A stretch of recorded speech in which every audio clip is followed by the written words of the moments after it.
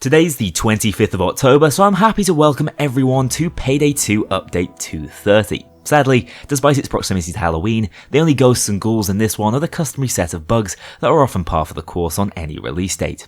My slight frustration here comes from the fact that this update was delayed by 6 days, so how rough must it have been on the 19th? In any case, if this is the price we have to pay for Overkill to innovate and release much requested features into the game, I'm more than willing to take it all on the chin. But that's why Update 230 has a one-track mind. In its focused attempts to innovate and improve on systems already in place, it steps on its own toes and lacks that polish we'd really like to see. Oh, and I needed a train pun, because if Overkill's market research is anything to go by, you heisters must really love trains. First up, let's touch on a few fixes and improvements that should be immediately apparent. Overkill have added some much requested accessibility options, specifically to deal with the dreaded flashbangs. We can now disable the tinnitus ringing effect that used to play when in range of the explosion, and most importantly, can darken the tint of flashbangs so that we no longer need sunscreen when heisting late at night. There's been a modded fix for this for years, but it's still great to see Overkill addressing these features and widening our visual customization options. Sadly, as of right now, I'm finding it unusable, as the slight flash that occurs upon taking damage is also inverted by this option, leading to consistent black flickering, which is infinitely more distracting than the base game's damage indicators. If that is reverted though, I may well switch over to these new flash effects for the sake of my retinas. The second big fix I noticed was that martial type enemies can now be spotted and marked like any other special unit. I say martial type because we have a new camouflage SWAT type to deal with, who I'll be discussing further into this video. This helps from a team play perspective and also allows the high value target skill to interact with them, another change we the community have been requesting since their addition. Moving on, let's now talk about the primary feature of this update, the new heist. The Lost in Transit heist is the final DLC from the bundle of the same name, which brings us to a very different corner of Texas for what is a classically moody Payday 2 experience. As I've already alluded to, this one takes place in a train yard, and whilst it probably is the largest scale train related heist in the game, it's also the 6th one I can count, which means it has to do something truly special to stand out. And in truth, it does a pretty good job at being an almost traditional Payday gang caper, but with a few twists courtesy of Overkill's post-2022 design philosophy. Manable turrets are back, the map is laid out to reward players with excellent movement skills, and verticality seems to have been a heavy focus of the designers. However, I did find this one to be a lot more linear, outside of some variation in how you choose to enter the train yard. Objective-wise, things are conceptually very simple. In Loud, we blow up a bridge to trap the trains, then in both Loud and Stealth we found out which containers carry the printing plates we're going to need to steal, before finding a way into those trains and securing the loot in an actual locomotive engine. Depending on whether we're still quiet or loud at this point, we'll either drive off silently or airlift the engine to our new escape track. Easy enough. But simplistic objectives can still absolutely work in a Payday heist, and some of these are quite memorable in practice. From managing to get myself crushed in the bridge explosion, to a new Simon Says minigame in Stealth, or even just the process of hefting the train from one side of the yard to the other, there's a lot to love about this heist. However, I do have to share my slight frustration at the simplicity of breaking into yet another set of trains to steal X loot type. It's a bit uninspired, and with possibly only a couple more heists to commit in Payday 2, full stop, I really wish the stakes were a bit higher on this one. Coming at it specifically from a Loud perspective, I do quite like the layout of the heist. It uses all of its space well, spreading objectives around the map, and making good use of the now surely perfected train yard environment. It is what I describe as an open map, but that doesn't mean that cover on this heist is necessarily bad. My main issue is that highly funneled spawn points lead to cops taking up really favourable sightlines, and the objective placements themselves make it very challenging without damage drop off on death sentence.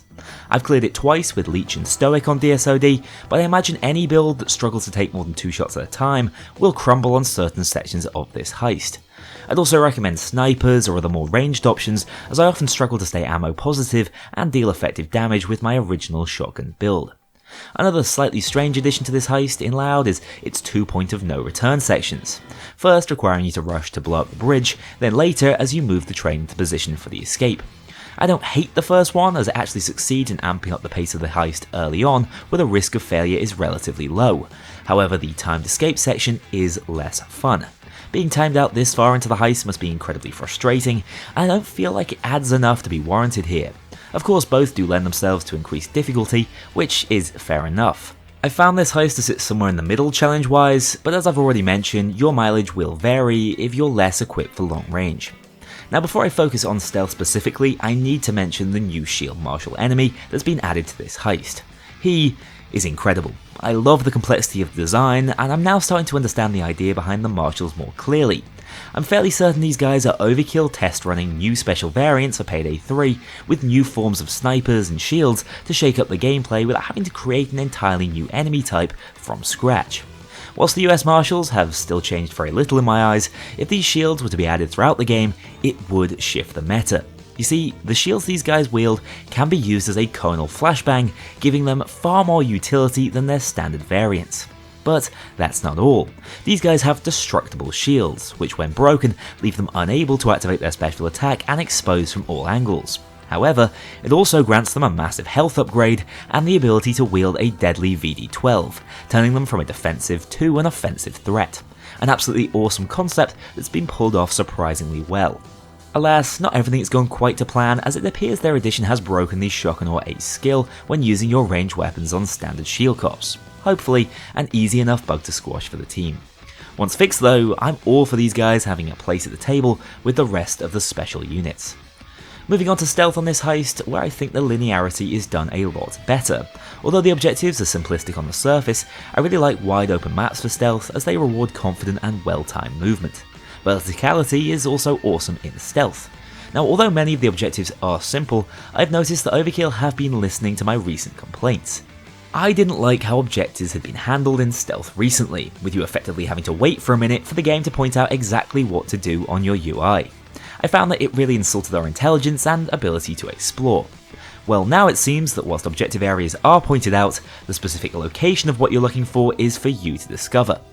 Amusingly enough, this is the hubris of man, as after complaining about it for roughly 9 DLCs in a row, I found myself incapable of actually finding a later objective in stealth. After a few minutes of searching, I did locate it though, much to my satisfaction, so I'm still happy to say I prefer this more hands-off method Overkill are using in this heist. I found stealth overall to be fairly easy. This is because guards have very rigid movement patterns and don't seem to be replaced upon death. Guard-dense maps such as this one are much easier if you clear out areas, especially around loot locations. My only real issue in stealth is that we're back to using bloody RFID panels. Locke even makes a joke about it, which should give you a hint that these objectives are getting a little stale. Other than that, it's probably in S tier as far as stealth heists surrounded by trains go. Oh, but I don't recommend riding the train in stealth, it's a little risky. Just in terms of visuals and performance for this heist, the wet and dreary atmosphere seems intentional and the train yard itself does feel that bit more state-of-the-art and military focused. Sadly, I am hearing that some machines are struggling slightly on it, but it's hard for me to confirm as my PC specs should never really drop frames in Payday 2. Oh, but I did love this detail, including news of our heist on the Midland Ranch. Even seemingly insignificant details such as these help to build up a timeline for the DLC and make our actions feel that bit more impactful. I do also feel the need to mention the achievements here as they add a fair bit of substance and replayability. I always like pacifist challenges, the revolver one is suitably thematic, and it's nice to see another tabula rasa achievement in the game all these years later. Once again, we have another treasure hunt achievement to round us off, which was my favourite. Skip ahead 20 seconds if you don't want the safe location spoiled for you, but essentially you're going to want to parkour your way behind these shipping containers to find a key before heading over to Crate 42, of course, to locate the next step in the Texas Treasures achievement line. Our Sheriff Star has unlocked a USB, which I'm sure we'll be using on the next heist when it comes out. Finally, I always talk about music in these videos. Trainwreck is keeping up that rockier feel of this campaign, being a little heavier to fit the rainy military setting as opposed to a sunny ranch. I really do like the assault section of this track, especially towards the end, however Trailblazers still takes the crown for me in the Texas Heat campaign. To close off this video, I want to point you guys in the direction of Twitch to pick up a brand new outfit. 2¼ hours of Payday 2 viewership with a linked Starbreeze account will net you the complete Trainmaster set, in case the theme of this update wasn't clear enough already. That's it for me today. I've certainly enjoyed my time with this heist so far. The new enemy type is absolutely my highlight, although I probably marginally prefer the flow of stealth to loud. Even so, I must confess, I'm hoping for something a little bit different from the next heist in the campaign. I know we've robbed just about every location humanly possible at this point, but please, those poor train yard workers have had enough. If you've enjoyed this video, maybe you'd like to take a quick glance at my range of Apex Gaming PCs, link in the description, which can now be upgraded with Payday 3 on the horizon to include an NVIDIA 490 should you be so inclined. Thanks so much for watching, guys. I'll see you all soon. A huge thank you to my dedicated Patreon backers. If you want to join this crew in going infamous, check out the link below and pledge as little as $2 to see your name in the credits, or get 24-hour early access to future videos and vote on upcoming content. Take care, I'll see you all soon.